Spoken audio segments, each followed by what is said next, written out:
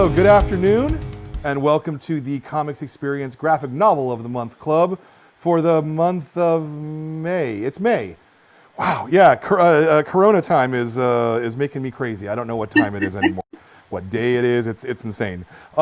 We've got such a good book to talk about this month. The book is Dancing After 10, and it's by Vivian Chong and Georgia Webber.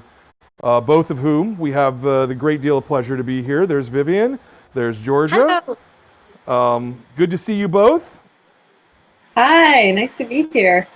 Thanks for having us. Absolutely. I hope everybody's staying safe and healthy. We lost the picture again there, Vivian. But I hope you're all staying safe and healthy in this strange time. Vivian, when you say you think visually, and I can see it from your art. Those 12 or 16 or 20 pages, whatever it is at the beginning, that you had drawn right after getting your vision back temporarily. They're very strong, and they're very visually strong, I think, as well. When you think visually, though, are you thinking sort of one panel unit at a time, or are you also sort of picturing it on a bigger page, the way it might be laid out? I thank you very much, first of all.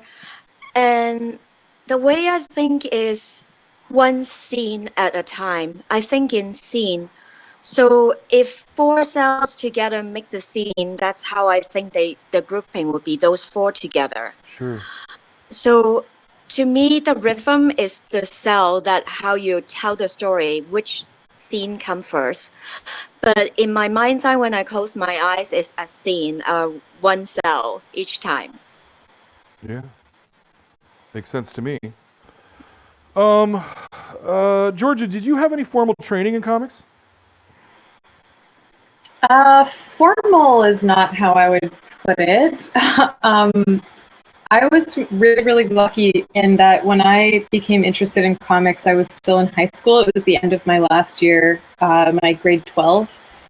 And there was actually a teacher at the school who was a drama teacher, but he was so obsessed with comics. And I was put together with him by another teacher who just thought, hey, you guys should talk.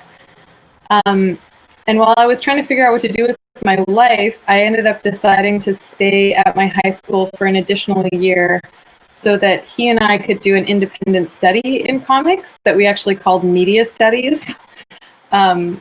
So we sort of studied formally in the sense that we were really focused on that, but informally because it was just like me and this teacher kind of sitting in his office once a week, and he'd give me books to read and then we would talk about them. We did lots of dissecting. I had story ideas, and he sort of pushed me to make them by basically saying I had to for my assignments.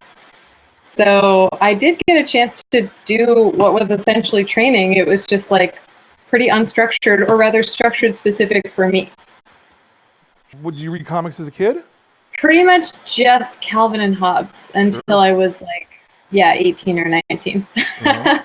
Yeah, I was totally obsessed. It was actually a thing whenever I had time to spare and nowhere to be, I would just go to the bookstore and sit in one of their chairs or in a corner just reading the Calvin and Hobbes books and then put them back and make my way.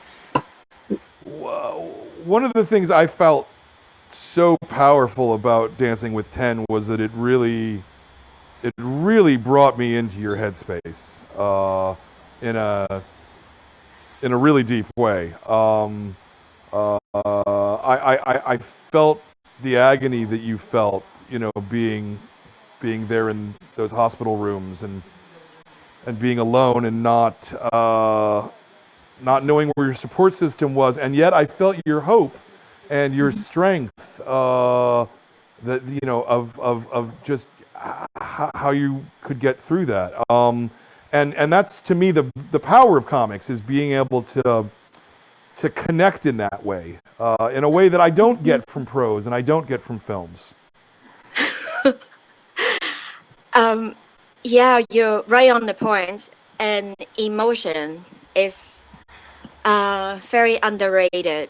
Emotion helps us to get through hurdles like right now what we are going through, or back then when I was experiencing coma, suffering from third-degree skin burn and being poisoned and went blind.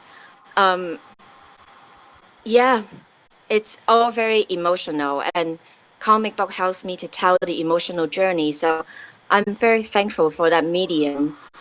Could just flow without saying all the in-betweens. Georgia, was it hard to draw somebody else's pain so intently? Yeah, that's the short answer. Yes, it's hard. It does involve a lot of imagination, and I think, like Vivian was saying, a lot of emotion. Like I couldn't just draw it dispassionately. Like I had to sort of try to imagine it for myself, and then also just take in, like, imagine it for myself so that I could place maybe like the depth of it in a feeling sense, so that I could draw that. But also, it was just really a lot of like whatever Vivian said, trying to take it just really seriously and thoughtfully, and then move from there and like hope that it communicates. I mean, I've said before already, I already kind of knew when I started that I wasn't going to succeed in telling Vivian's story as well as she would succeed on her own. But since that's not possible, at least in the way she wanted to do it, I just was doing my best to fill in that gap. The whole staff, because we vote on these books. You know, the staff read all the manuscripts, and then we vote on which one that we like the best each month. And it was I want to say a unanimous vote. Maybe it wasn't unanimous, but it was really close to unanimous. Everybody loved it. Everybody was very touched and could feel what you were feeling and understand your point of view, which is the greatest thing I think you can do as an artist, is to show some of your point of view and make them feel it as well.